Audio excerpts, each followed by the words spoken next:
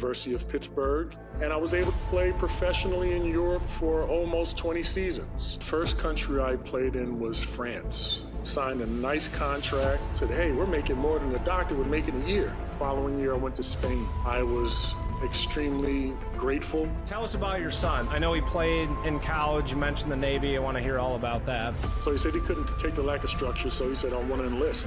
You got 2 degrees from Rice. What are you doing? He enlisted. He went in to the Navy. He worked his butt off to train for it. He's matured. He knows his direction, and he's going for it. And is your clientele now mostly high school students, or tell us about the business? I'm helping a lot of kids right now just figure out who they are, and basketball is my tool to help them. You know, it's something that we all love, we all share in common. And that is really what the House of Bricks podcast is all about. A great friend of mine helped me accomplish a lifelong dream that I could not have done without him. Bobby Martin, welcome to the House of Bricks podcast. I would like to welcome everybody to the House of Bricks podcast, where we are teaching people to use life's experiences for them. And I say this now every episode. I'm one of those podcast hosts that says, I'm very excited about today's guest. He's a very special guest, but this guy has the answer that many, many people want to know, which is, can Adam House really play basketball? And I'm not going to have you answer that yet. We're going to talk about it later on. But I would like to welcome great friend of mine, helped me accomplish a lifelong dream that I could not have done without him. Bobby Martin, welcome to the House of Bricks podcast. My brother from another mother, Adam House. Hey, it's good to be here. Thanks for inviting me. I couldn't ask for a better guest than to have you on. So you and I, we met, what was it, about 2011. I had just sold my mobile tech company, and I did what all 32-year-old 6-foot white guys want to do, which is play professional basketball. And so I got connected to you actually from Vince Carter's agent, Merle Scott, who I met in Miami. He's known me for a long time. He knew I was crazy enough to do it. He said, I'm going to introduce you to a guy that's equally as crazy as you are. You got to meet this guy, Bobby Martin. So I reached out to Bobby, showed up at the gym in Waltham. So, Bobby, I want you to walk us through your first impression of me when I came through the door. Okay, so being fair, first impression was this guy's nuts. He may be 6 feet tall. I'm not sure where his game is, but this is a goal worth going for. I didn't think it was worth going for me because I like challenges, but I was not sure that you were going to accomplish anything. It was a long road to travel, Adam. I appreciate the honesty now, and I'm glad you didn't tell me that when we met. But I was determined I was going to make it happen anyway. So Bobby, love to hear a little bit about you. I know you very well, but our listeners don't. So why don't you tell us a little bit about your upbringing, your journey as a basketball player, and what you're up to now? So my upbringing, I was born and raised in Atlantic City, New Jersey. I was raised by my grandmother. She was born in 1924. She raised me in the church. She believed in sparing the rod would spoil the child. So needless to say that her favorite phrase was, I'm going to work on your behind until your head does right. She also held a .22 caliber pistol in her drawer. Once told me, and I remember it vividly, she said, baby, you're getting too big for me to beat. I'm going to have to shoot you. So that's the woman I was raised by. And she needed to be so that she wouldn't lose me to the streets of Atlantic City. She was very instrumental. No, she was the instrument, and she surrounded me with people who would help further my life. She put me in drama class when I was little. So, basketball wasn't my first love. It was actually drama class. So I learned how to articulate myself. I learned how to express emotions, how to empathize with other people. And I fell in love with basketball. I was fortunate enough to graduate a McDonald's All-American, so I was one of the top 20 in the nation in high school. I graduated from the University of Pittsburgh, hail to Pitt, and I was able to play professionally in Europe for almost 20 seasons. I've had a wonderful career, and right now what I get a chance to do is I get a chance to give back the lessons that I've learned. It started off as a business helping athletes accomplish their dreams on a basketball court and physically, and I think that now I've transitioned from soloist to conductor. I'm helping a lot of kids right now just figure out who they are, and basketball is my tool to help them. It's something that we all love, we all share in common. But, the letters that I get from parents, I share them with my wife, and, my wife starts crying because of the impact that, the physical training is fine, but it's more emotional piece to help the kids figure out, to see, what stones they can step on, to keep moving across an ocean that's, full of turbulence. So it's a lot of fun. I love what I'm doing. People can't tell how big you are on a screen, but you're a giant human being, 6'10", hands like a bear. So I can imagine the pistol at some point was the only way to keep someone of your size and stature in line. And secondly, I would love to see you in drama class. So any of those videos surface up, I'd love to see those. So you're in high school. You're a McDonald's All-American again, top 20 in the country. Right now, I know you're helping coach and develop high school athletes. What is the thing that you see as kind of the big differentiating factor in those top 20 athletes versus the 200 and below? Is it athleticism? Is it mindset? Is it work ethic? Like, what do you see stand out? Well, it's definitely not work ethic. I believe that if you're out there to play. So talent plays a big part in it. Exposure is another large piece of it. It's just not everything. I see great athletes. When I was growing up in Atlantic City, the best basketball players never made it to college, or their careers were cut short because I think we all know that character protects your talent. If you don't grow with your personal growth, it's really hard to continue once you get to the level where other players are as talented as you are. And we have a lot of parents that listen to our podcast. They're raising athletes. I'm raising athletes myself. When you and I were growing up, we never had private lessons. We never had trainers. It was like go into the backyard and put a broom on a chair and like shoot jumpers over the broom. Do you think that parents today are investing too much into their kids? Is it too much personalized training and not letting them fall in love with the game? Like what do you see with these parents and athletes? So what I see, the biggest problem I see is that the kids never learn to develop the light that's within them. What they're trying to do is they're more in tune with the lights that surround them. It's that question of safetyism. Is my kid safe? Is my kid being looked at? And honestly, I've got two daughters right now, and 13 and 10. And when I look at the world, I've got to look at it through their eyes, not mine. Okay, this was me back in the day. I would have done this or I wouldn't have done that. Honestly, I've got to close my eyes and just listen to them. And because I don't need them being safe, I need them being strong. And I don't see that type of strength from the kids today. It's more of a generation that is basically lets their control their actions. And, I think the coaches we had were like, yeah, damn your feelings. Get out here and get it done. And that's how we learned. Yeah. And there's nothing to say about that.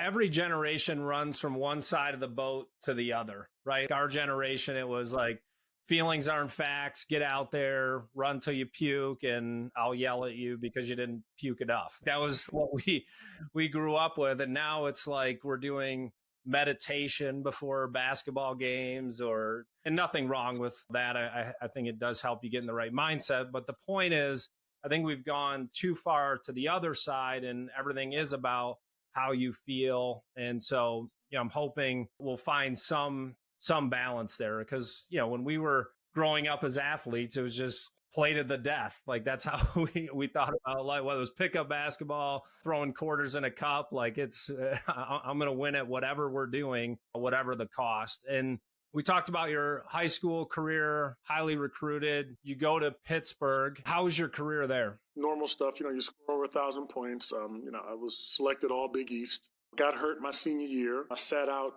more than half of the season and came back during the Big East tournament. To make a long story short, I wasn't drafted. While after my junior year, I was projected to be a first-round pick. So dealt with a lot of pain. The whole world answered my question in complete silence, or at least the NBA did. That was tough, man. That was really tough. And it had taken me probably until the second part of my professional career until I could forgive myself for not making the NBA. What do you think was the biggest cause of that? not getting drafted? I don't know. I mean, I think competency counts. There were players that were better. I hadn't proven enough during my senior year. It's what have you done for me lately? You get injured and you try to make it back. But, it was probably in hindsight the one of the most important lessons that I've ever learned, that it's not about the destination, it's about the journey. It is. And a lot of people say that it's kind of Kobe Bryant has kind of made that a big thing to talk about, like enjoying the process. But it is important for people to set goals too, right? I tell them, yeah, I'm just grinding every day. Well, why are you doing that? Do you have like a goal you're trying to achieve? Like, are you trying to build a business? Is it for your family? Like, what is your purpose? So I tell people it's not just about grinding. It doesn't take a lot of brain power to grind every day. You got to have a purpose. And what I tell people is my confidence for me has always been in keeping the commitments that I make to myself. It's never been, hey, I'm going to sell this company for millions of dollars. It's just like, what do I want to do? How am I going to do it? And keep those commitments. And that's what really builds people's self-confidence. So you said it took you a while to recover from that. And people look at the highlights of being a professional athlete, McDonald's All-American, playing at a great D1 school, but not a lot of people talk about the dark side of being an athlete, right? When you meet those moments of failure, what were some of the things that you thought about when you didn't get drafted? Did you think about not playing? No, I thought about continuing to play. I had an agent at the time, and he was telling me, look, there's what was called the CBA back then, which is now the NBA G League, that I could go in and I could prove myself, and hopefully an NBA team would call me up. I think that's the dream that they sell, or the vision that they sell most of the players. The thing about the G League is, if you're in there for more than 2 years, your chances of being called up are slim and none. So then you look to go to Europe. But unfortunately, in Europe, what you have is former first round picks or NBA veterans who are at the end of their career, or picks that are beginning of their career, and the NBA team has just sent them overseas. So my feelings at the time, I think I was young and dumb enough not to feel that bad. What was most painful was the guilt that I felt for not having reached my goal. In order for me to keep playing, what I had to do was I had to set personal goals. Not the ones that are tangible. How much weight I could lift, but it was the private, personal goals I had to learn to reach. Can you share some of those goals with our audience? Sure, absolutely. So one of the goals is do not compare yourself to anyone except the person that you were yesterday. We all have different talents, different talent levels, and the idea is to find yours. Go from there. The second one is stop worrying about what you can't. Focus on what you do best. I think for me, it was rebounding the basketball, giving us a second chance.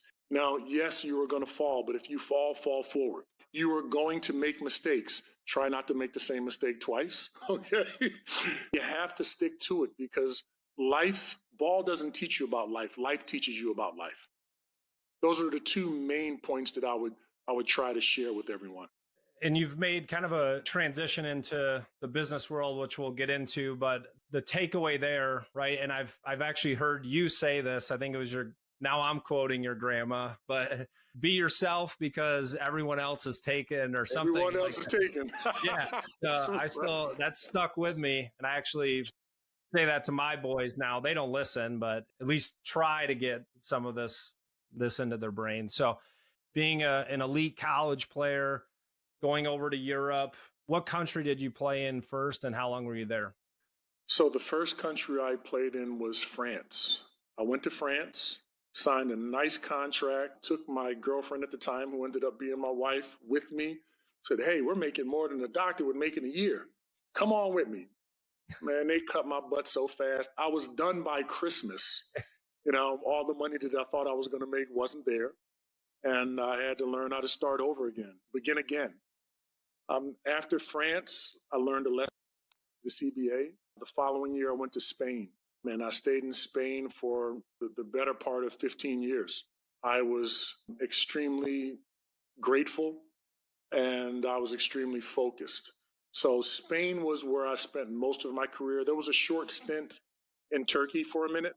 I'd had a great year in Spain, and Turkey started paying everybody. So everybody from Spain left to go to Turkey. Uh, and when those checks dried up, went right back to Spain. Okay.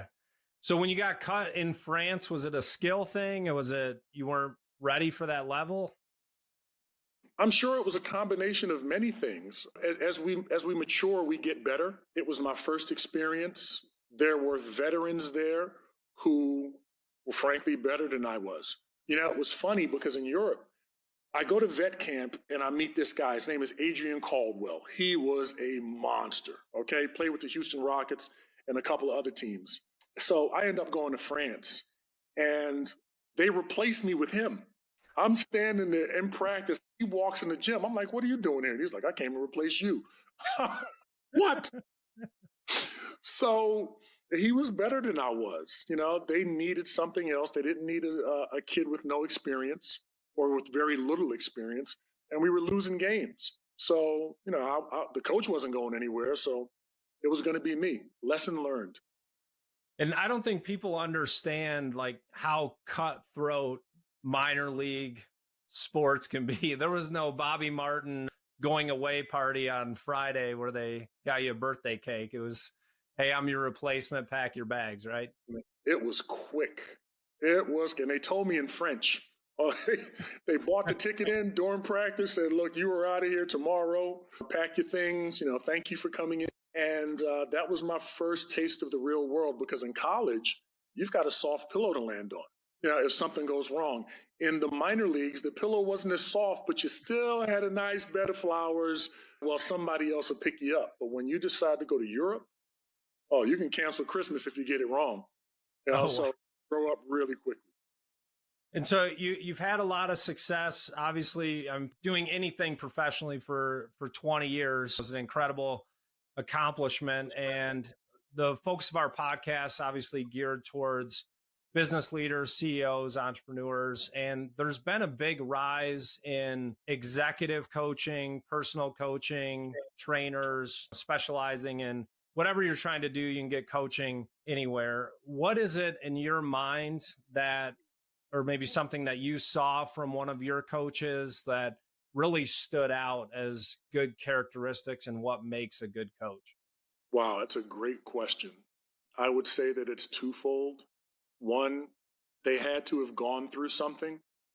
And two, they were there to listen to me. They didn't give me advice. They helped me find my own voice. It got to the point where, especially as a pro athlete, you see so much out here and you automatically give into it. Okay, yes, I believe this. Yes, I believe that. But my coaches forced me to earn the right to have an idea, to fight back. And the biggest thing is they convinced me to fight myself. I've got plenty of voices going on in my head, and they didn't come together in a way that made sense. So I would say that one, they've got to be empathetic. And two, they have to be able to listen enough to allow you to find your answer.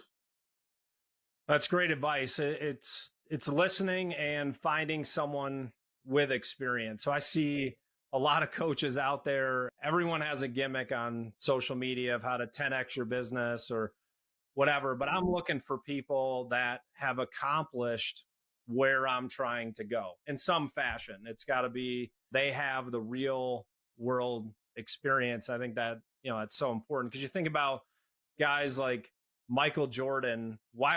Who could teach him anything about basketball, right? Like what are you going to teach him about basketball? But it took someone like Phil Jackson to make all the pieces fit together and give that objective view. So no matter how good you are in whatever area of life, it always helps to have outside perspective and outside counsel of someone that can speak into your life. And so I'm going to get to my favorite part of this podcast. So I'm 32 years old. I show up at this random gym in Boston. I meet you. Talk to me a little bit about what was going through your mind. We talked about, obviously, your long shot perspective of reading a book by its cover, the 6 foot, 32-year-old white guy. But your mind change at all as we started working together? Like, did you actually believe it was possible after we started, or? What I believed at the time was when I first saw you, I did not think it was possible. Okay. But I was willing to try. Barely 6 feet. All right. In my estimation, I can't tell heights now anyway. I'm a solid 6. Yeah. Dude, if you're not 6'9", I don't know. The people ask me, I don't know how tall they are. Okay. But once I saw your work ethic, I thought, okay, all right, for you trying to get this, you were going to be stronger and you weren't going to give up. All right. Then I knew that there was a chance. Then you kept getting better. I said, oh, shit, he gets it. I gave you a real chance because as I remember, man, you were going through it, man. This was okay. So you had to get in shape. Then, you were asking about diet and you stuck to the diet. I mean, you started looking good. This level of commitment is positive. He's got a chance. And I'll be damned, you turned around and did it, man. I said, wow, he did it. I mean, it was great watching the process unfold. I mean, really, to me, that's how it is, right? You set a dream, you set a goal, or it doesn't matter if you get there, but you got to aim high enough to give yourself a chance. Most people don't reach their dreams because they don't. One of the reasons I should say is because they don't reach high enough. And you were going as high as you possibly could, my man. That was that was a worthy goal. And again, it's a story for the ages. That was an excellent job. You got me so motivated right now. I'm going to make another comeback. I'm so pumped up right now. I'm only 45. It's still possible. Adam Foreman. Yeah, exactly. Yeah, I did not name all my kids George, though. So didn't take it that far. So I remember battling in the gym every day. We had Nick, the guy from Alaska, kid from St. Bonaventure. And then I started battling against you and Dominic. No, I'm just kidding. Your son came to play and train. I was lighting him up nonstop, but he was only 12 at the time. So how old was he? He was like 14, 15? Yeah, he was probably a freshman or sophomore in high school, somewhere around there. Yeah. Yep.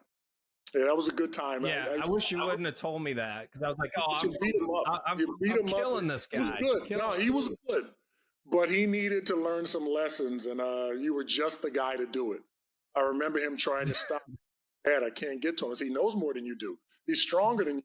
Get better, And you drove him into the Navy. That's what you did. You drove him to So tell us about your son. So I know he played in college. You mentioned the Navy. I want to hear all about that. So he graduated from Rice University. He graduated during the COVID year. COVID sent him for a loop. He worked in a nonprofit for a while and just didn't like it. He came to me one day and said, Dad, I can't take the lack of a structure. So he said he couldn't take the lack of structure. So he said, I want to enlist. I said, enlist? You got two degrees from Rice. What are you doing? He said, no, Dad, I need to. So again, he enlisted. He went in to the Navy. He worked his butt off to train for it. And, now he's there. He's working on being a Navy SEAL. So I know he's nuts. He probably gets some of that from you. And honestly, as a parent, it scares me to death. I don't want anybody coming to my house with a flag to my door, but it's his life. It's his journey. And I've got to let him do it, and I let him do it willingly. Gave him a hug, tell him I love you, do what you got to do to protect yourself, to get in character. Thank you, and I'll see you when you get back. So, I keep in touch with him every 3 weeks or so. Again, it still hurts, but again, it's his journey. So out there who's praying, please keep him in your prayers. For sure. We will. And he's a great kid. I, definitely enjoyed spending time with him. And, you have to be proud as a dad, right? Serving our country. And I know there's some fear and risk involved, but it's quite an honor to serve our country. I am proud of him. The best thing he said to me was the most meaningful thing he said to me was, Dad, they love me here. They love my discipline. All the things that you were telling me, all the things that we fought through, this is what they're telling me here. And I said, you know what? That's great. because it was rough as he was growing up. One time I had to go up to his school and basically choke him because he wasn't handing his assignments. I took my hand, I wrapped it around his neck, and I said, "Boy, I will bury you. You don't come here and show your ass. This is, you got my name, all right?" And he got it right. He got it right, and I am so proud of that young man. He's matured. He knows his direction, and he's going for it. And so you mentioned that carrying your name, did he feel any pressure growing up because of your basketball career, and how did you help him deal with that as a parent? So he did feel the pressure. It didn't. I don't think he felt it as much when he was younger, but as he got older and he was looking to get a college scholarship, he would go on his visits, and now they allow the parents to come on a visit. So I went on almost every visit with him, and it was tough for him because they started talking about my career because the coaches still know me. And he's like, "Dad, they're talking about you." I said, "Look, man, get used to it. I'm better than you are." And, we laughed about it, but it was what it was. He found his way. There were tough things that we've got to swallow, but I'll tell you what, he was a much better all around player than I was in college, and he did extremely well for himself. Now, just kind of transitioning, you had a great career as a professional basketball player. I know you have your training company now. You're doing some coaching. One of the things I always respect about the athletes that are able to have a career after being an athlete, because it's tough. You change a profession, whatever you're doing for X amount of time, it's a different mindset. Can you talk to us a little bit about how you've made that transition into being an entrepreneur? So the transition is tough. Everything everything that I was reaching towards had to do with something physical. And now I'm stepping into an arena that has who I am instead of, the physical things that I could accomplish. I've been lucky enough to have mentors. I'm still learning. I'm finding out what I'm weak at. I'm building on what I'm strong at. And it is by no means over. It's just, again, transition from teaching physically do something to helping them mentally break through to the point where they get to learn how to validate themselves. That takes me having to do more research, having to grow, having to learn more, having to confront my own biases because of the way that I did it. And honestly, I mean, I watched your podcast. I saw the guy from the Navy, the Navy SEAL that you had on. One of the things that he said is in the Navy, or I'm sorry, in the services, leaders have to admit that they're wrong, right? So now I've got to admit to myself and to others when I'm wrong about something. You know what? I made a mistake here. Let's start over. Let's try this. It's tough, man. My goal is to be the guy that goes, the ex-player that goes around the colleges, not talking about the bling and everything else, but the most important things on how do you find yourself? Because one day the basketball is going to stop bouncing. I want to get in depth about who they need to become, not who they were. And is your clientele now mostly high school students, or tell us about the business? So now, yes. So I just created another LLC. It's called Rhythm and Cues. Again, the business is transformed. They are mostly high school athletes. I just got a deal done with the city, and I'm going to be starting a program with them as far as self-awareness for our younger kids. Because right now, I believe it was the WHO that said that the instances of mental illness. What's the word I'm looking for? As far depression, right? Things like depression and suicide have gone up 25%. So it's not about reaching the kids when they get older. You got to reach them when they're younger. But now we're trying to set something up where we can get the kids out of the classroom who are interested in learning more about themselves, and regardless of the sport they play, or they may not play a sport at all. This is what I want to do now. So it requires a lot of reading, a lot of sharing with them my own faults so that they can understand where I'm coming from, that I am one of them. And it's going well so far. I think we're going to start sometime this fall, and so looking forward to it. Well, you mentioned that recognizing your faults, right? And that is really what the House of Bricks podcast is all about, is using life's experiences for you. As an athlete or in business, you fail every day, and it's how you interpret those failures that is what's going to determine your outcome. Whether you're successful or not is really how you're processing the journey. And so, Bobby, I want to thank you for being on the House of Bricks podcast. Love spending time with you. You're one of my favorite human beings of all time. So I woke up this morning, told Vanessa, I said, I can't wait to do the podcast with Bobby today. So I appreciate your impact in my life and the difference that you're making in the lives of the next generation, because I have 3 teenage boys right now, and the stuff that they're facing and encountering and the pressure, social media exposure, being an athlete, all those different things, the things that they're having to carry as a teenager, things that we can barely handle as are we middle-aged now? 45, middle-aged? Depends on. Absolutely. I am middle-aged, and I'm just happy I'm here. I'm from Atlantic City, New Jersey. I'm not supposed to be. Yes, and loving every bit of it. I'm not. Right. Well, great. Well, thank you again for sharing with us. It was really informative for our audience. If this podcast made an impact in your life, I would encourage you to share it with people you know, because you never can anticipate the ripple effect that you can have in someone else's life. It could be an encouraging word.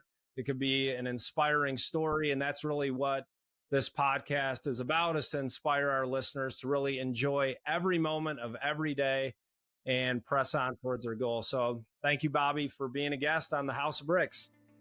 Thank you for having me, brother. Love you, man. Good to see you.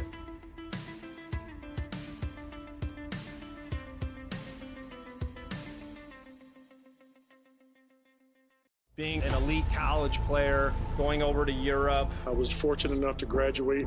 I graduated from the University of Pittsburgh, and I was able to play professionally in Europe for almost 20 seasons. First country I played in was France. Signed a nice contract, said, hey, we're making more than a doctor would make in a year. Following year, I went to Spain. I was extremely grateful. Tell us about your son. I know he played in college. You mentioned the Navy. I want to hear all about that. So he said he couldn't take the lack of structure, so he said, I want to enlist. You got 2 degrees from Rice. What are you doing? He enlisted. He went in to the Navy. He worked his butt off to train for it. He's matured. He knows his direction, and he's going for it. And is your clientele now mostly high school students, or tell us about the business? I'm helping a lot of kids right now just figure out who they are, and basketball is my tool to help them. You know, it's something that we all love, we all share in common. And that is